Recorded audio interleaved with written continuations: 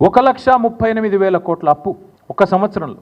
కేసీఆర్ గారు అప్పుల పాలు చేసిండు రాష్ట్రాన్ని ఒకవైపు మాట్లాడుతూ, ఆనాటి ప్రభుత్వం మొత్తం 10 ఏళ్లలో 4,17,000 కోట్ల అప్పు చేస్తే ఈ ప్రభుత్వం ఒక్క సంవత్సరంలో 1,38,000 కోట్ల అప్పు చేసింది.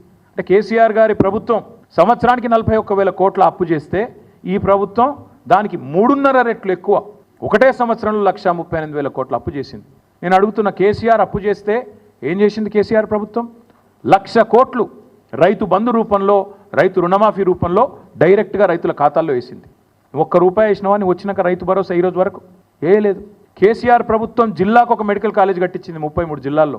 కేసీఆర్ ప్రభుత్వం అస్తవ్యస్తంగా ఉన్న రాష్ట్ర ఆర్థిక పరిస్థితిని చక్కదిద్ది అగ్రభాగాన భారతదేశంలో నిలబెట్టింది తలసరి ఆదాయంలో తెలంగాణ రాష్ట్రాన్ని. కేసీఆర్ ప్రభుత్వం అప్పు చేస్తే ఇంటింటికి తాగునీరు ఇచ్చింది.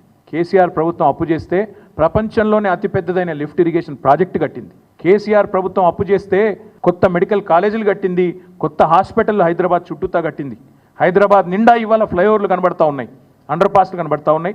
కేసీఆర్ చేసిన అప్పుకు ఇవాళ ప్రత్యక్షంగా ఫలితాలు కనబడుతున్నాయి. నేను అడుగుతున్న రేవంత్ రెడ్డి, 1,38,000 కోట్ల అప్పు ఒక్క సంవత్సరంలో చేస్తేవే రైతు బంద్ చేసినవా? వేయలే. రైతు భరోసా ఇచ్చినవా? ఇయ్యలే. ఒక కొత్త ఇటుక పెట్టినవా? ఒక కొత్త ప్రాజెక్టులా? చేయలే. మరి ఎక్కడ పోయినాయి ఈ పైసలన్నీ? ఢిల్లీకి మూటలుగా పంపుతున్నావా? ఎక్కడ పోతున్నాయి ఈ పైసలు? 1,38,000 కోట్లు ఎక్కడ పోయినాయి? రైతులు ఎదురు చూస్తున్నారు 70 లక్షల మంది, మా ఖాతాలో రైతు భరోసా ఎప్పుడు పడుతుందని. దానికి సమాధానం లేదు. మరి ఎవరి జేబులు నింపుతున్నావు 1,00,000 కోట్లతో? రాహుల్ గాంధీయా, ఢిల్లీ పెద్దలయా? చెప్పాలి మీరు ఖచ్చితంగా.